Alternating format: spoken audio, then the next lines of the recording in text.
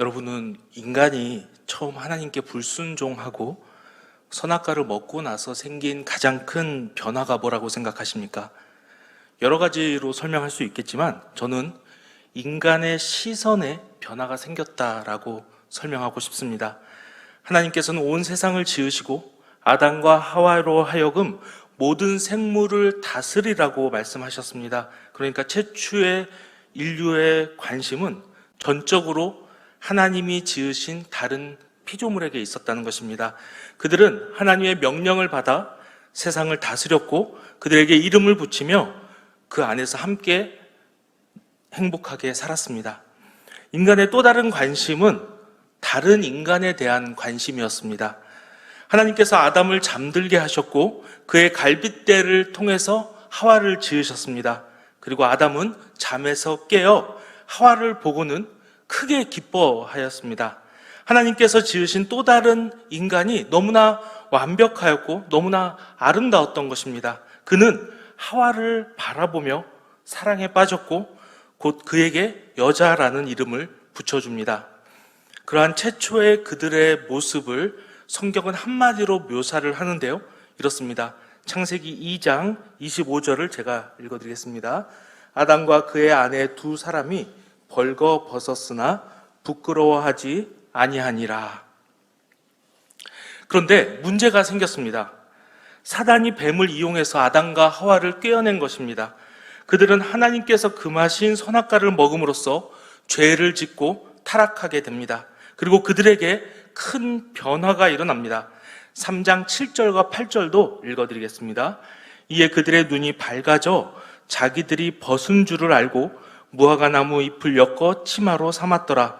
그들이 그날 바람이 불 때 동산에 거니시는 여호와 하나님의 소리를 듣고 아담과 그의 아내가 여호와 하나님의 낯을 피하여 동산 나무 사이에 숨은지라. 타락으로 인해서 인간의 시선이 지금 자기 자신에게로 향하게 된 것입니다.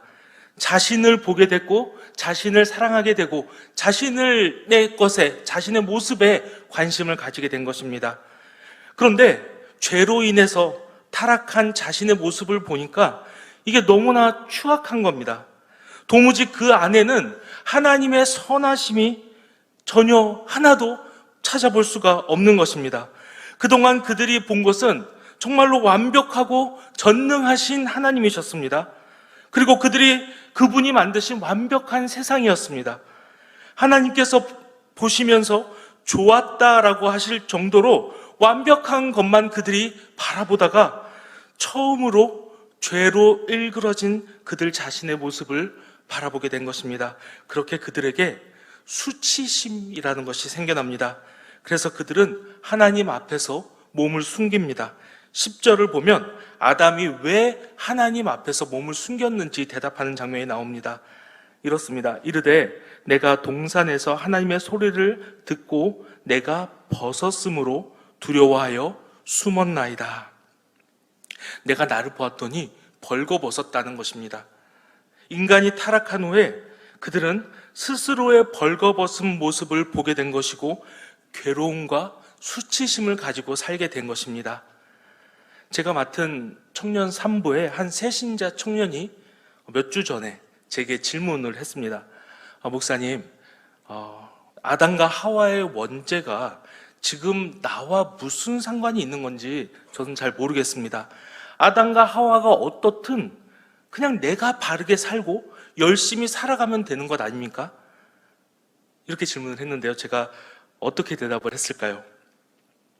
아직 성경을 잘 모르는 이 초신자에게 짧은 시간에 어떻게 대답을 해야 할지 몰라서 잠시 고민을 하다가 이렇게 대답했습니다.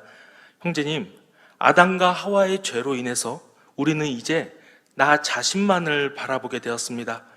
내 문제를 해결할 수 있는 길이 내 안에 있다고 믿게 되었어요. 다른 구원자는 필요하지 않고 나만이 나의 구원자가 될 수 있다고 믿게 된 것입니다. 라고 대답을 했습니다. 우리는 이 세상을 살아가면서 나 자신에게 집중을 합니다. 특히 현대사회는 더더욱 그렇습니다. 1980년대부터 유행한 뉴에이지 운동이라고 들어보셨을 것입니다. 이런 뉴에이지 운동은 이런 슬로건을 걸었습니다. 당신의 내면을 살펴보세요. 자신을 탐구해 보세요. 당신의 문제를 해결할 수 있는 길은 당신 안에 있습니다. 즉, 삶에 대한 해답과 구원이 바로 우리 자신 안에서 발견될 수 있다는 것입니다. 그런데 문제는 우리가 우리 내면을 살펴보면 살펴볼수록 사실 그 안에는 선한 것이 하나도 없다는 것만 깨닫게 된다는 것입니다. 온통 결점과 결핍뿐입니다. 예를 들어서 나 자신에게 집중하고 나를 살펴보았더니 피할 수 없는 죽음의 문제를 필연적으로 마주합니다. 삶의 가장 큰 고통인 죽음의 문제가 내 앞에 떡하니 버티고 있는 것입니다. 그래서 이를 해결하기 위해 여러 가지 방법을 보다가 건강의 문제라는 것을 찾고 그것에 집중한다고 생각을 해봅시다. 건강식품들도 사 먹고 운동을 열심히 합니다. 하지만 내 몸은 계속해서 연약해집니다. 우리가 알다시피 늘 건강이 좋지만은 않아요. 세월이 흐름에 따라 우리 모두는 필연적으로 건강한 몸에서 멀어지고 죽음에 가까워집니다. 이제 우리는 이를 극복하기 위해서 뭔가를 더 열심히 합니다. 더 좋은 의원을 찾고 그 외에도 더 좋은 방법을 찾아다니지만 나 자신에 집중하는 이 방식으로는 죽음의 문제를 근본적으로 해결할 수가 없는 것입니다. 학생들을 볼까요? 학생들을 보면은 어떤 학생들은 그래요. 나 자신이 무엇이 필요한지를 봤더니 나는 행복하고 싶다라는 생각이 든 겁니다. 인생의 행복을 찾고 싶은 거예요. 그래서 어떤 사람에게 듣습니다. 공부를 열심히 해서 그러면 좋은 행복이 기다리고 있을 거야. 그래서 공부를 열심히 해서 좋은 대학을 갔습니다. 그렇게 열심히 해서 원하는 대학을 갔더니 이제는 좋은 직장을 가져야 한다고 합니다. 대학 시절에 또 열심히 준비해서 좋은 곳에 취직을 했습니다. 그랬더니 이제는 승진이 중요합니다. 밑에 후배들이 쫓아오는 것에 불안감을 느낍니다. 행복을 찾아서 평생을 치열하게 살았는데 나 자신을 바라보았을 때 나에게는 행복이 필요하구나 라고 생각을 하고 행복을 찾아서 평생을 살아왔는데 그러면서 살아가면서 누릴 수 있는 많은 것들을 포기하면서 살았는데 그리고 이것을 성취하려고 발버둥치며 나의 많은 인생을 쏟아부었는데 이것이 근본적인 행복을 가져다 주는 것 같지 않은 것입니다. 막상 이루고 나면 늘 그보다 더 높은 것들이 보이기 때문입니다. 제가 건강에 신경 쓰지 말자고 하거나 꿈을 쫓는 일을 하지 말자고 하는 것은 아닙니다. 다만 나 자신에게 집중하는 것이 우리에게 있어서 근본적인 구원을 가져다 주는 일이 아니라는 것입니다. 지금 내가 느끼고 있는 슬픔, 허망함, 혹은 마음 한구석에 계속해서 자리 잡고 있는 이 마음의 애린 것, 이 묵직한 것을 해결해 줄 수는 없다는 것입니다. 삶 속에서 늘 느끼는 이 갈급함을 근본적으로 채워줄 수 있는 것을 나 자신으로부터 찾는 것은 불가능하다는 것입니다. 그러면 우리는 어떻게 해야 하는 것일까요? 오늘 본문으로 다시 돌아가 보면 좋겠는데요. 아담과 하와는 선악과를 먹고 자기 자신을 바라보았습니다. 시선을 자신에게로 머물고 죄악으로 가득한 자신을 보았을 때 그들은 하나님의 낯을 피해서 동산 사이에 숨었습니다. 그런데 하나님께서는 어떻게 하셨는지를 함께 보겠습니다. 9절을 제가 읽어드리겠습니다. 여호와 하나님이 아담을 부르시며 그에게 이르시되 내가 어디 있느냐? 내가 어디 있느냐? 여러분, 지금 하나님께서는 무엇을 하고 계십니까? 하나님의 시선은 어디를 향하고 있는 것인가요? 하나님의 시선은 지금 인류 역사상 가장 큰 죄를 지은 아담과 하와에게로 가 있습니다. 하나님은 애타게 그들을 부르고 계셨습니다. 우리의 시선은 우리를 향해서 있고, 그런데 우리의 죄악된 모습을 바라보면서 부끄러워하며 수치스러워하며 있는데 하나님께서는 그러한 우리를 애타게 찾고 계시다는 것입니다. 여러분, 하나님께서 아담을 부르실 때 아담이 죄를 지은 것을 모르고 부르고 계셨을까요? 아닙니다. 하나님은 이미 모든 것을 다 알고 계셨습니다. 아담이 어떻게 하나님을 배신했는지, 그리고 앞으로 인류가 어떻게 죄악의 길을 걸을 것인지, 그리고 자신이 지으신 이 세상이 어떻게 망가질 것인지, 어떻게 타락할 것인지, 시간과 공간을 초월하신 그 하나님은 이것을 다 알고 계십니다. 그러나 그 순간에, 지금 이 순간에 하나님은 다른 어떠한 것도 찾지 않으셨어요. 지금 부끄러워서 어찌할 바를 모르고 있는 이 아담에게만 시선을 고정하신 것입니다. 지금도 마찬가지입니다. 아담으로부터 원죄를 물려받은 우리는 여전히 죄인입니다. 죄인의 삶을 살고 있습니다. 우리는 타락했고 우리 스스로 구원할 수 없는 존재입니다. 허망하고 아무런 희망도 빛도 없이 살아가야만 합니다. 그런데 그러한 우리에게 누가 시선을 고정시켜 주시냐면 바로 하나님께서 우리를 바라보고 계십니다. 그리고 우리를 찾으십니다. 아담아, 아담아, 내가 어디 있느냐? 라고 부르신 그 하나님께서 지금 이 순간에도 나를 찾으신다는 것입니다. 나를 바라보고 계신다는 것입니다. 나에게만 집중하다가 나만 바라보다가 더 이상은 할 수 있는 것이 없어서 주저앉아 있는 나를, 또 슬픔과 고통 속에서 절망 속에 빠져 있는 나를 하나님은 바라보시고 애타게 찾고 계시는 것입니다.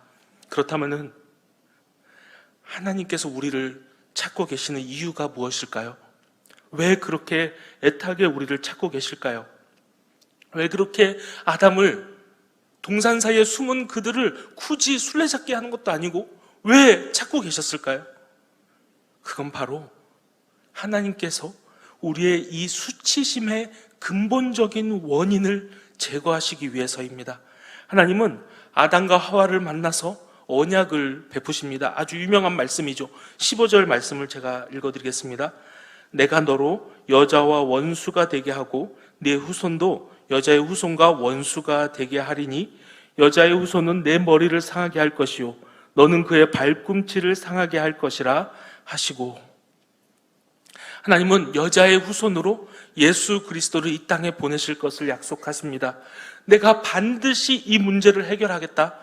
나와 나의 외아들을 이 세상에 보내서 그가 너의 죄를 대신 지게 함으로써 내 죄로 인한 그 수치심을 반드시, 수치심에서 너를 반드시 구원하겠다라고 약속하셨습니다. 그리고 신실하신 하나님께서는 정말로 예수 그리스도를 이 땅에 보내시고 십자가를 지고 우리 인류의 이 죄악의 문제를 해결하셨습니다. 우리가 느껴야 되는 이 온갖 수치를 당신이 직접 당하신 것입니다. 예수님은 우리를 대신해서 옷이 벗겨지셨습니다. 사람들로부터 조롱을 당하고 침뱉음을 당하였습니다. 그리고 이 모든 것은 원래 우리가 당해야 될, 우리가 느껴야 할, 우리가 우리를 바라보면서 느껴야 될 수치이지만 예수님께서는 마치 이 심판이 자신의 것인 듯 묵묵히 감당하셨습니다. 여러분, 우리가 이런 말을 많이 합니다. 정말 찬양에도 많이 있는데요. 우리의 시선이 하나님의 시선과 맞닿게 하소서라는 기도를 하죠. 우리의 시선이 하나님이 바라보는 시선을 향하게 하소서라고 이야기합니다. 그런데 이 말이 정말로 맞는 말입니다. 정말 놀라운 신앙의 고백입니다. 하나님의 시선이 향하고 있는 것이 어디입니까? 우리가 바라보는 그 하나님의 시선은 바로 아담을 향하셨던 것처럼 바로 나를 향하고 계시는 것입니다. 우리를 향하고 계시는 것입니다. 그렇기 때문에 이제 우리가 눈을 들어서 하나님께 시선을 향한다는 말이 우리는 무슨 뜻인지 알게 되는 것이죠. 이 말은요, 내가 눈을 들어 하나님의 시선에 내 시선을 맞출 때 비로소 하나님의 시선을 통한 나의 모습을 바라볼 수 있게 된다는 것입니다. 하나님은 변함없는 긍휼과 사랑으로 우리 자신을 바라보고 계십니다. 내가 나의 시선으로 나를 보면요, 추악한 것만 보입니다. 견딜 수 없는 수치심만을 생길 뿐입니다. 하지만 우리가 하나님의 시선을 통해 나를 바라본다면 하나님의 사랑으로 나를 바라볼 수 있게 됩니다. 그리고 그 시선에는 위로와 평안이 가득합니다. 나는 여전히 죄인이지만 이 추악한 죄까지 감싸주시는 하나님의 사랑을 느낄 수 있게 됩니다. 아장아장 걷는 아이가 걸어가다가 넘어졌습니다. 무릎이 까지고 피가 났어요. 엄마가 얼른 와가지고 안아줍니다. 그리고 아이의 눈을 가려줍니다. 왜냐하면 아이가 자기 다친 부위를 보면 아주 기겁하고 더 크게 울기 때문에 그렇죠. 엄마가 얼른 아이의 귀에 입을 대고 속삭입니다. 걱정 마, 엄마가 치료해 줄게. 이제 아이는 걱정이 없게 됩니다. 다친 자기 자신을 보는 것 대신에 나를 치료하시는 엄마의 얼굴을, 엄마의 눈을 바라봅니다. 엄마의 눈을 보면 마음에 안심이 되고 평안하게 됩니다. 엄마의 사랑으로 인해서 아이는 더 이상 아프지 않게 되는 것입니다. 여러분, 시선을 하나님의 시선에 두시기 바랍니다.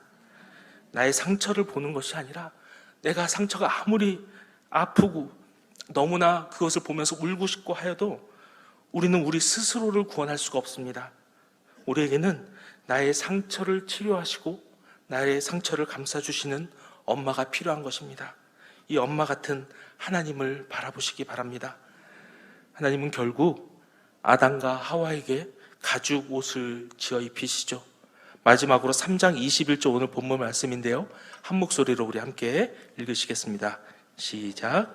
여호와 하나님이 아담과 그의 아내를 위하여 가죽 옷을 지어 입히시니라. 아멘. 하나님은 우리의 벗은 몸을 가려주시는 분이십니다. 하나님은 우리의 모든 수치를 덮어주십니다. 더 이상 시선을 내게 두지 마시고 하나님의 시선에 두시기 바랍니다. 그러한 가운데 나의 수치심을 덮으시는 하나님의 사랑으로 인해 진정한 행복한 삶을 누리는 저와 여러분이 되기를 주님의 이름으로 축복합니다. 제가 기도하겠습니다.